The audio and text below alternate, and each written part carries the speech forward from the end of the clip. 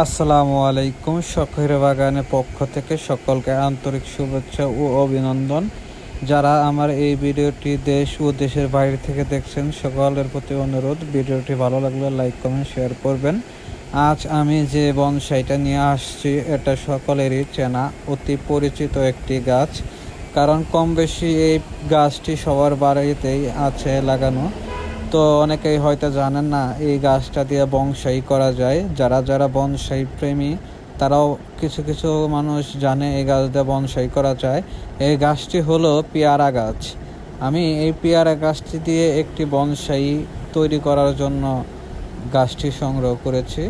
গাছটার সাইজ দেখেন, অনেক সুন্দর একটি সাইজ। গোড়াটা অনেক মোটা হয়ে গেছে অলরেডি।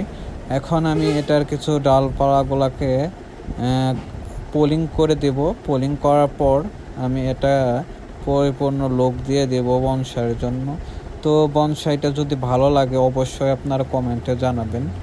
আর যারা যারা বনসাই প্রেমী তারা আমার সাথে জয়েন্ট হয়ে যাবেন। তাদের সকল বনসাই সংগ্রহ থেকে শুরু করে পরিচর্যার বিষয়ে অবশ্যই সাপোর্ট করব এবং আপনাদের কাছ থেকে সাপোর্ট নিব। তো বন্ধুরা, যারা যারা বনসাইকে ভালোবাসেন তাদেরকে দাওয়াত রইল আমার বাসায় আমার বনসাই দেখার জন্য। তো সময় পাইলে আইসেন। তো গাইস, সকলেই ভালো থাকেন, সুস্থ থাকেন। আল্লাহ হাফেজ। আবার নতুন ভিডিও নিয়ে আসা পর্যন্ত অপেক্ষা করেন।